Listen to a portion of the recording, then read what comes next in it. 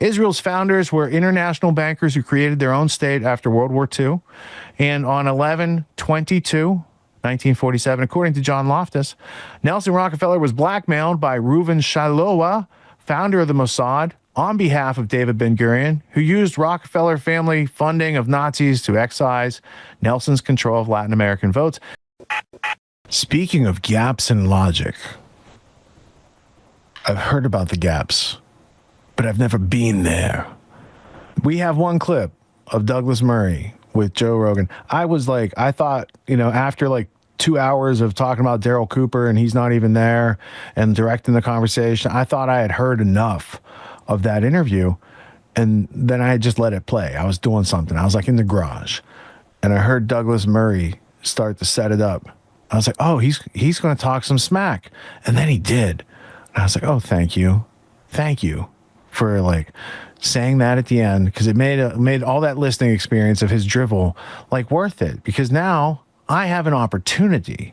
See, I'm someone who spots opportunity, and I saw the opportunity to improve the awareness of the Grand Theft World audience who might have been exposed to some of the gaslighting of Douglas Murray. And so we're going to play this short Joe Rogan clip where he says the thing that I'm about to retort to, and then we'll see if you can hear the wood chipper from where you're at. What's the response? If you said to me, or somebody said to me, don't you think that some people are running the global financial system? And I said, possibly. And I said, who do you think it is? And they said, the Rothschilds. I think I'd be right in saying there was something a bit off about the character of the person doing that, because it seemed like they were playing to some kind of lazy old trope. And I think similarly that if you give the implication that a cabal of people, particularly, and you should be really careful about this because of the people who will come up underneath you, if you give the implication that these cabals exist and you decide to elevate the Jews or people with Jewish names in it and then play down the non-Jews, I can tell you, you will be opening up a world of madness. But am I really playing down the non-Jews? I mean, go look at the stuff that I've said about Obama, about George W. Bush. You said Middle East policy is Dick Pearl and Paul Wolfowitz, and I said, no. I mean, this is why I'm saying this is a woke leftist tactic. I literally just mentioned that a 4-star general said this. I'm quoting him. The 4-star general he was talking about is Rhodes Scholar Wesley Clark, who we already learned about. See? All right, so before I pull the rabbit out of the hat on Easter for you, first I got to show you this, because this is worth mentioning. He took a lot of umbrage with some people's positions on Winston Churchill, but there's a lot of things other than Room 40 that you should know about Winnie Churchill, and Tariq Ali has a very interesting book. But now we got to get to what they call the pay dirt or the receipts. So first, let's go to little book right here. This is from 1861, The Revival of Israel, Rome, and Jerusalem, The Last Nationalist Question. So the father of utopian socialism, Moses Hess, wrote this book. And in this book, he says some very interesting things about how they're going to achieve this plan that, again, goes on 30 years before Theodor Herzl even creates what is known as Zionism. In Jewry, as well as the entire modern world, there are to be discovered at present two main tendencies which, though diametrically opposed to each other, still originate from the same source, namely the need of objective religious norms, Reform Judaism, and how to create them. One tendency, as above mentioned, expresses itself in part of some people turning back to the old uncritical belief in which, however, with them, lost its naive and true character. So he's talking about dominant nihilism, and he talks about this guy, Hirsch. We're going to read about him in a minute, but let's go further into the book. In Luxembourg, Hirsch, right, so another key player in the conspiracy, they're working to do what? the fundamental thought of all pious Jews from the time of the destruction of Jerusalem until the present day, and there are such Jews, let it not worry Mr. Comfort, even among the Rothschild brothers. So the Rothschild brothers are working in 1861 in a plan to bring about the repositioning of Israel in what is that day Palestine still. He says, I already foresee the organization of the society proposed by the pious Jewish patriot and its ultimate settling of the Holy Land with Jewish colonists under the protection of Western civilized nations. Well, that sure is going on today. It's interesting plans, how they unfold. When the Jewish situation in Palestine is once and for all adjusted under the protection of the law, and on the foundation of labor, like labor Zionism, there will arise in the Holy Land, as in Germany and other European countries, universities conducted by able scholars whose spirit will not conflict with, but harmonize with, the ancient Jewish national religion. He calls it an ancient Jewish cult. And over here, he talks more about what he calls a cult. He's talking about Jewish life, and that to achieve this change, it can only be broken. So they're very stagnant, and they can only be broken by an external pressure under the weight of which everything which has no future must give up its existence. Nationalism that slumbers within it, the hard covering that surrounds the hearts of our cultured Jews, will be shattered only by a blow from without. One that world events are already preparing, and which will probably fall in the near future. A couple decades later, yeah, they had something like that go on. Now, some of the best parts are how they're going to fuse the cults into one. Let's see, this comes from 1861. This is page 262.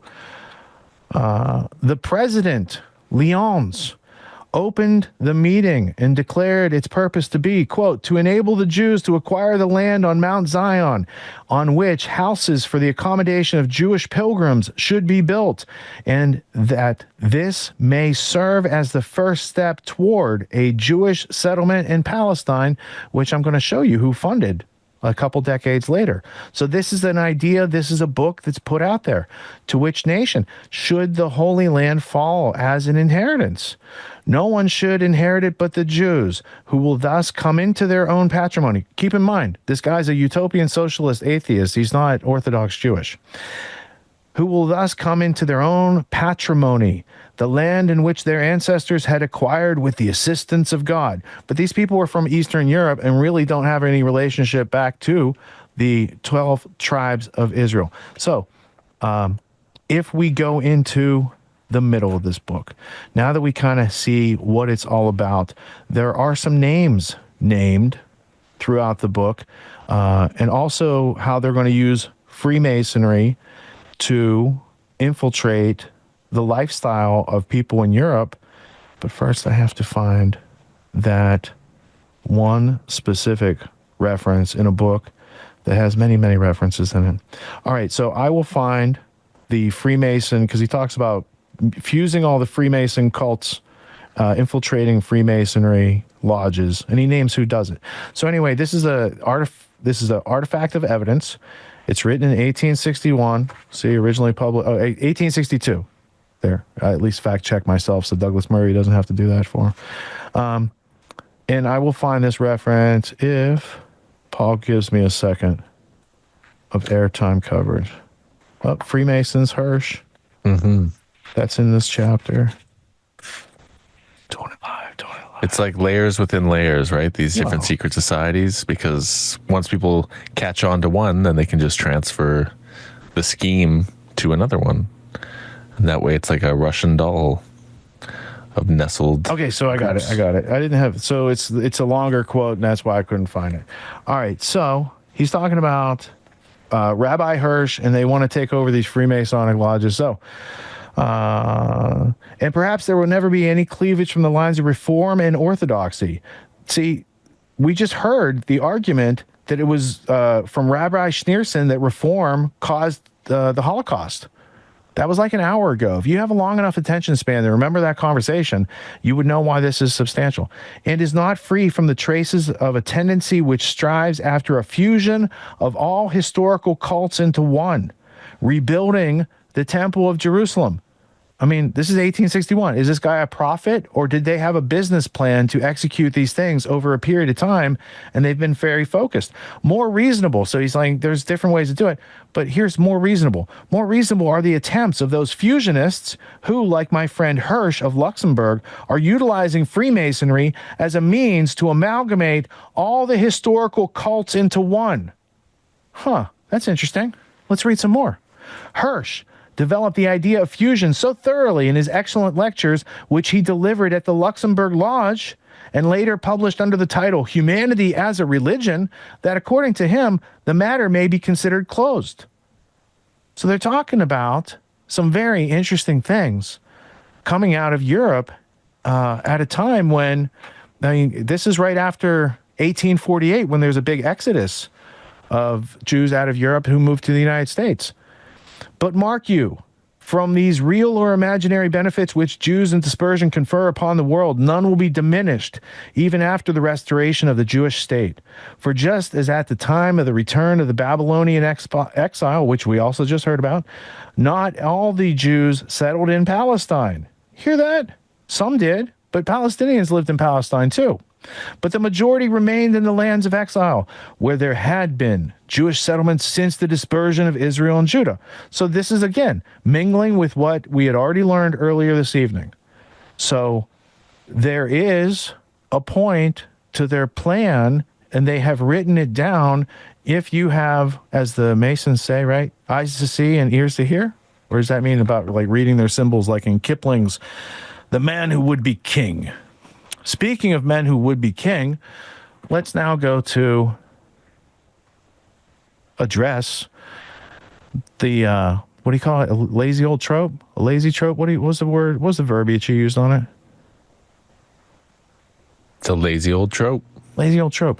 All right, so I have three exhibits of evidence, and I'm going to marshal them. I'm going to show you a timeline. But first, let me show you artifact one. Rothschild and early Jewish colonization. That's not the title of the book, but that's how they sell the book. Look, come to Palestine. Here's a postcard. Oh, we got some vineyards growing. Let me show you the actual title of the book. And much like Origin of Species, the like last line of the title might surprise you. It's not just about favored races. Rothschild and early, let me zoom in. Early Jewish colonization in Palestine. And this is a book published, obviously, by some anti-Semitic group, right? Who's talking about Rothschild and early Jewish colonization in Palestine? Let's go. Oh, Hebrew University? Snap. I guess that's a piece of evidence. We have to accept this into the conversation now, huh? This was printed in Jerusalem, where there are other books like The Wandering Who and The Invention of the Jewish People. There's a whole bunch of books printed in Israel about these topics. We have the pre-Rothschild years. We have their first overtures of colonization. We have the deepening ties of colonization. And, we have some other various accoutrements of the story.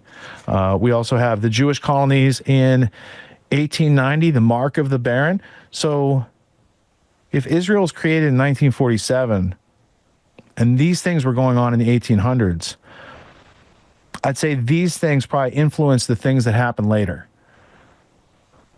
Okay. And then you have a list of maps. See all the maps of Palestine in this book? What they do is they erase all the names and they write new names in. They're like, this is now Israeli town and it's no longer Palestinian named places. But that's just part of the ethnic cleansing. So anyway, Rothschild and early colonization is one of the sources for the presentation I'm about to give you. The second source is The Two Rothschilds in the Land of Israel book by Simon Schama, a very respected author. This is from 1978.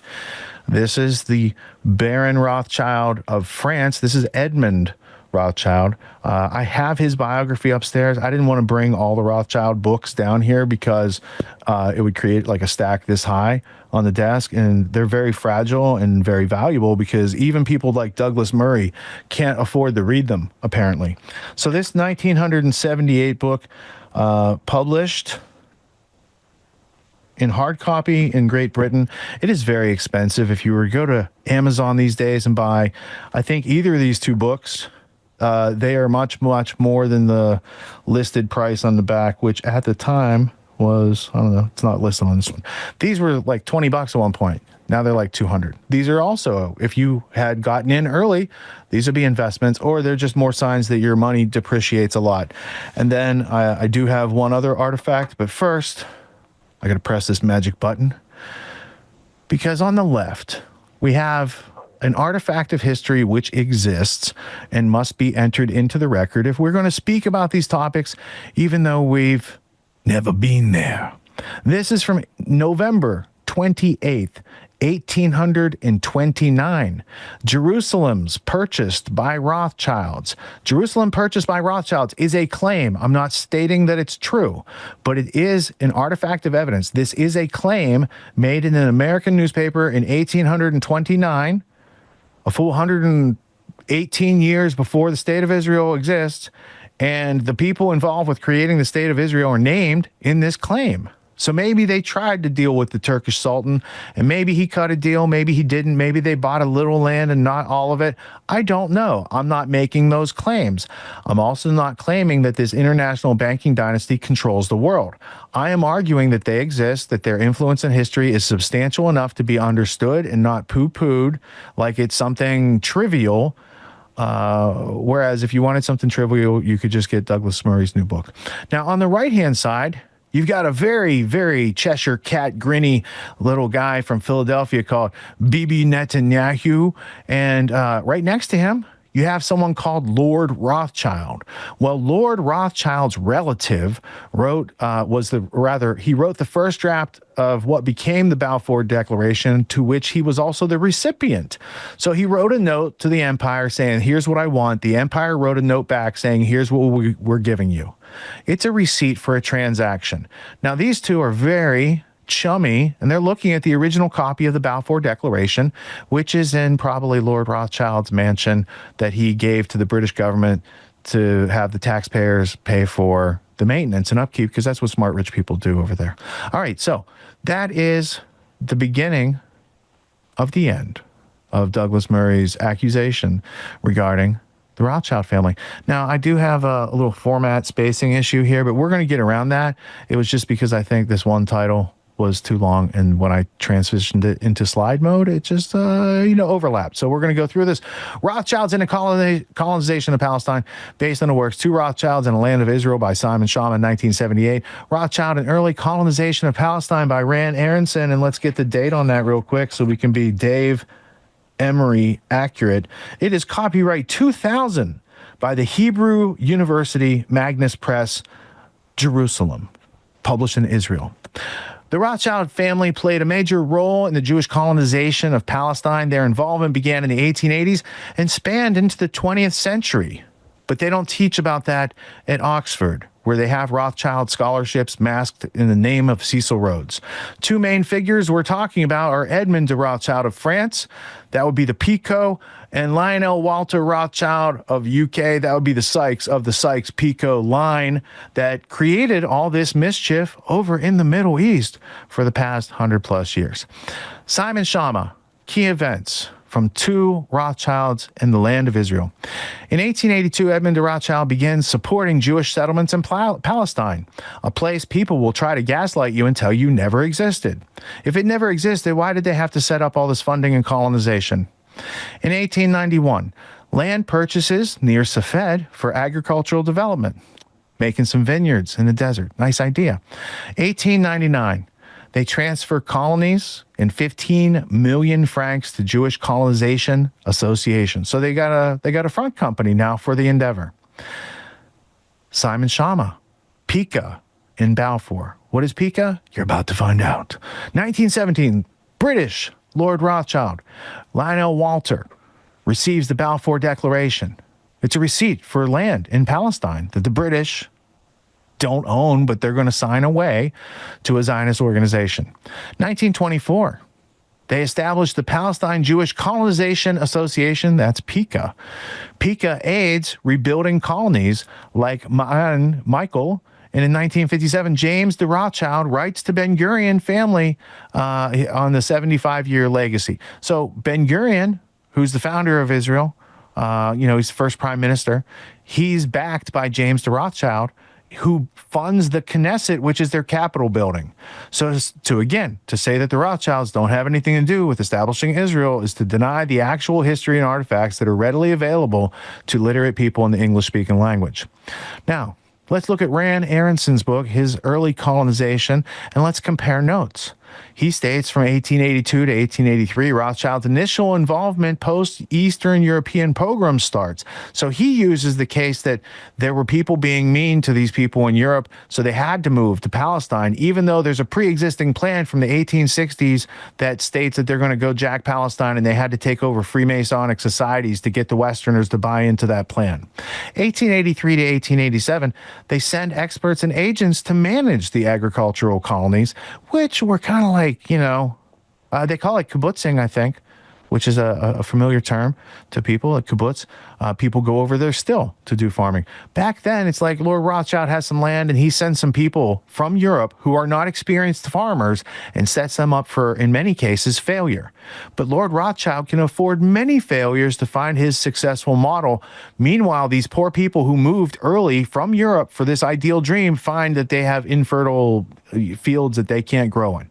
So there was a lot of problems with it. 1887 to 1890, investment in infrastructure. They're going to have some infrastructure if they're going to colonize. They need some wineries and some schools and some tools, and that continues to be built to this day, and they're always expanding over there. They're always growing. Rand Aronson, here's the transition to the JCA. So they have an idea of sustainable development, structured management, and in 1890, they transfer management to the Jewish Colonization Association. Again, if you're not colonizing, maybe you shouldn't put it in the title of your organization that's colonizing Palestine.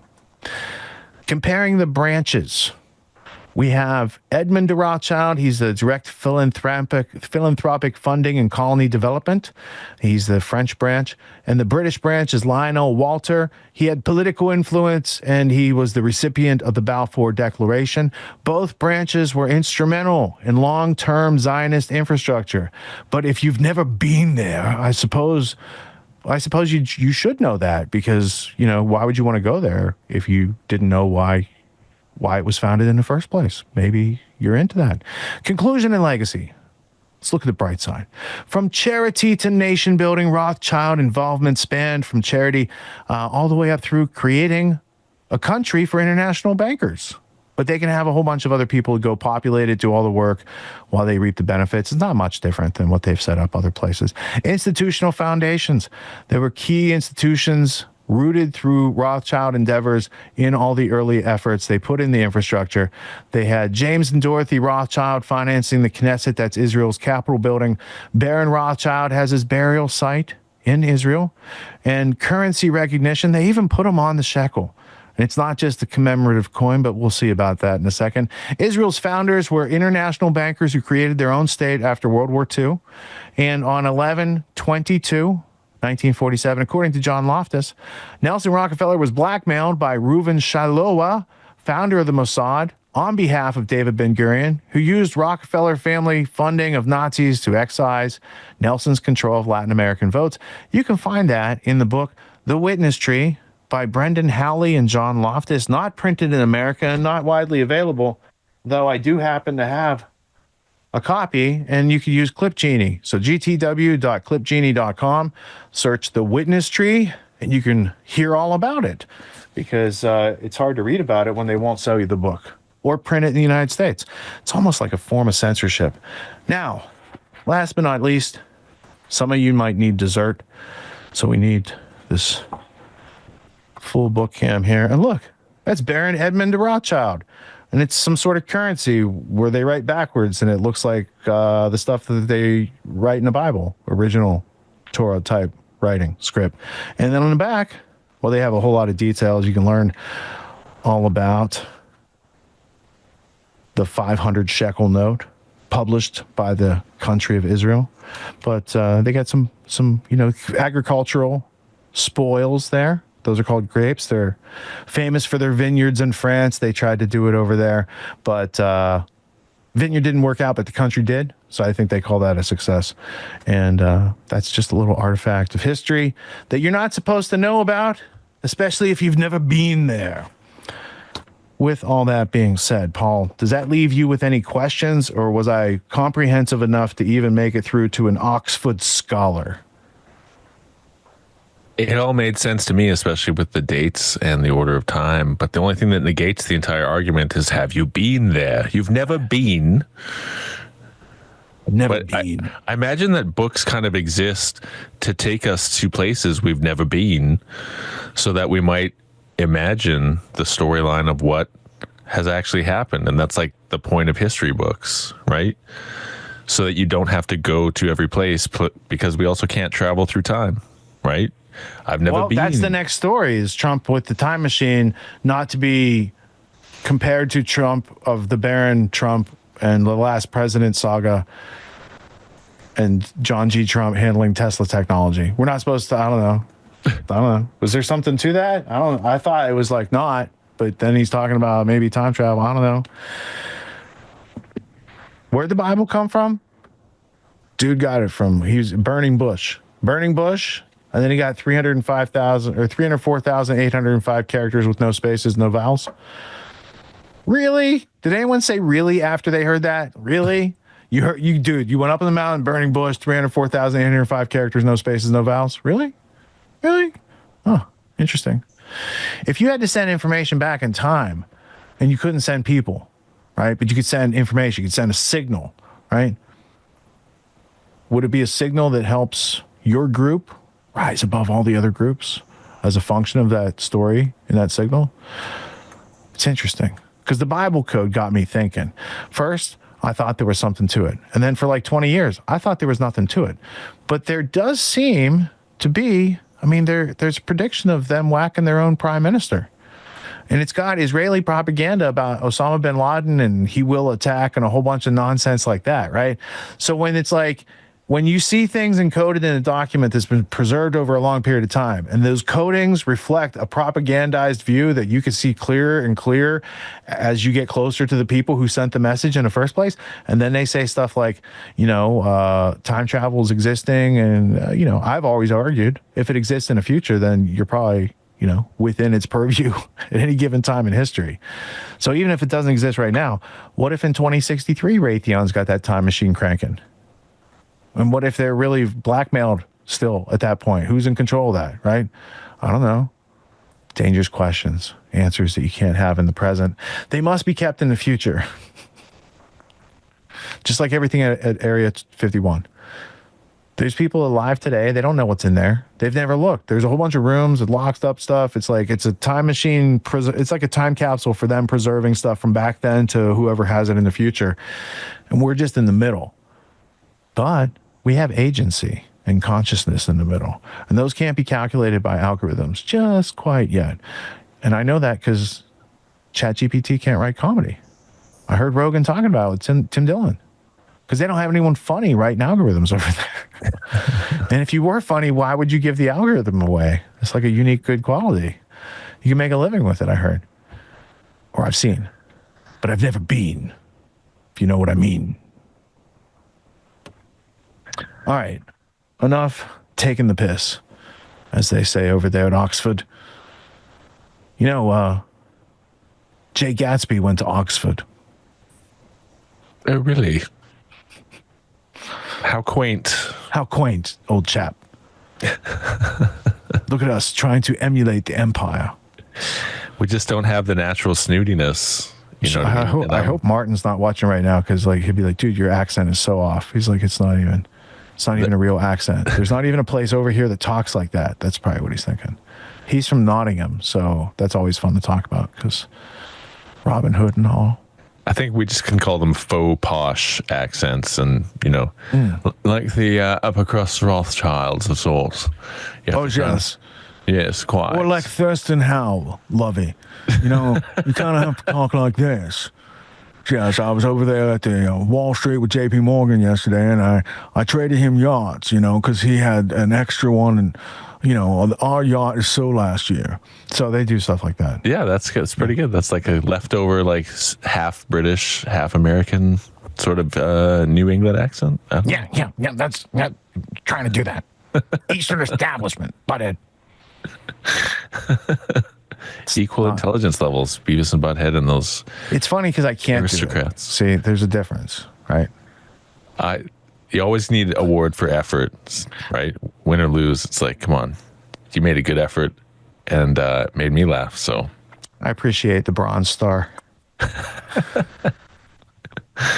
So you've got this. Teacher said she ran out of gold stars. There's nothing personal. She said it's just bronze. Well, your wood chipper thing here has got to be the platinum star if it's going to completely, dismantle Douglas Murray more than Douglas Murray dismantled Douglas Murray. Well, I mean, for me, it's not personal toward Douglas Murray. I'm sure he's a nice guy. But I really disliked the disingenuous argument he tried to drop so casually at the end of that episode after talking to Joe about how can you let the swamp creatures out with the, platforming Ian Carroll, right? Or any of the people he talks smack on. Like Daryl Cooper's a really smart guy, and I have not listened to a 30-hour podcast by him, but I have seen some of the interviews and the things talked about, so I am familiar. And if I don't know and I haven't listened to the thing, I'm probably not going to talk a bunch of smack because that would be ignorant, as demonstrated by Douglas Murray, who made decisions, condemnation prior to investigations, the epitome of ignorance, old chap, And so, that's why they could use clips of him in the past to take down clips of him in the present. I bet if you go back and find clips of me in the past, I'm saying this, but not with so much articulation. You can even use clips of the present. He takes himself down because he's like, you've never been. And the counter is, well, did you listen to Daryl Cooper's actual podcast? Well, no, I've never been to. Yeah, it was too hard for him to listen to, but he finds it easy to go to checkpoints where they're keeping people enslaved and starving them out. Like he's touring Auschwitz. Right? It's like he got the Nazis to be, hey, walk me through your operation here. Oh, I look, okay, great. Right? And then he goes on and advertises it. If you look at this time in history from the future, that is what's going on right now. And everyone in the future can fucking see it. It's the people right now who are caught in the World War II mentality of how did it happen over there? They fucking brainwash people. It's the Milgram experiment. It's the Stanford prison experiment. They got you guys by the balls. They got frustration aggression studies since 1938, the Yale Institute of Human Relations. They got Edward Bernays and those guys doing propaganda, and you went to school and think you have an education. They never fucking meet. Education's over here, school's over here. This comes from asking questions and finding answers. This comes from obeying and getting a fucking treat, which is what people like Douglas Murray are really fucking good at. I can go to Oxford and have them tell me exactly how it is and then go out and repeat it on big platforms and get best-selling book deals because you fucking suck the balls of the establishment, bro. Of course they do that for you. But if you challenge establishment like Chengiah Raghavan or Steve Biko or any number of other people, Fred Hampton Jr., I heard he questioned authority one time. What happened? Or was that Fred Hampton Sr.? I guess that was Sr. Sorry. It's 3 o'clock in the morning. I'll get the junior, senior mixed up. But Martin Luther King was junior because we checked that the other day because I was like, was that junior or senior? Senior, not so famous. All right, so we have more to cover in this episode, but I only want to get in what's necessary because I don't want to talk about stuff I'm not educated on, certainly. We don't want to go too far because then we might actually be there. All right, did that. Let's see. Can you gaslight someone if they haven't been there? Oh, yeah, you can. I guess you can. So if you've been there and you're gaslighting people, I guess that's even worse. Twice a year, I teach a course called Autonomy. It's a 12-week course. It teaches leadership, entrepreneur skills, executive skills, all these types of things that I saw were taken out of our education system in order to make the schooling or indoctrination system that we've all probably went through. And it has served us well enough to be interchangeable cogs in the machine of the globalists. But if we want a homestead, if we want write our own ticket, work from home job, work from anywhere type of situation, they're not exactly handing those out at the end of college. They give you a piece of paper and they're like, good luck. So reality is dropping us off here, but the demands of reality are up here. So I created Autonomy to help people close that gap for themselves so they can level up their skills to the demands of the situations that life is putting in front of us presently. Life's demands of intellect and understanding precision and complexity are ever increasing. The schooling didn't prepare us for it. The media is not going to do anything but reinforce what schooling prepared us for. And so we're going to have to take a leadership position and take steps off the beaten path to kind of blaze our own trail in life.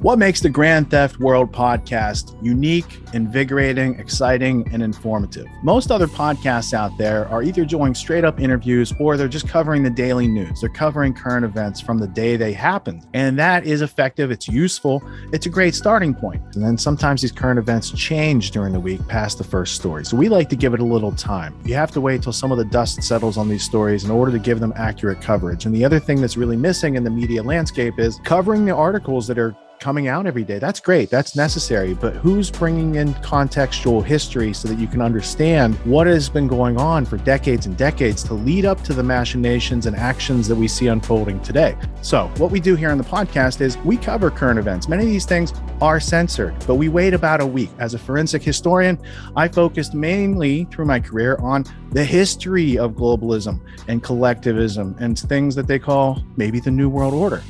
There's a lot of facts to these sort of circumstances, groups, events, activities, working groups that they've had over time. So for Grand Theft World listeners, we not only break down the current events, most of which that are censored during the week, we provide you with contextual history, we give you the source notes, the references, we do deep dives, and this really empowers you with an understanding of context and history so that you can make more informed decisions in your life. There's also a community, a membership where you guys can actually ask questions and we can get into the show and we can share evidence.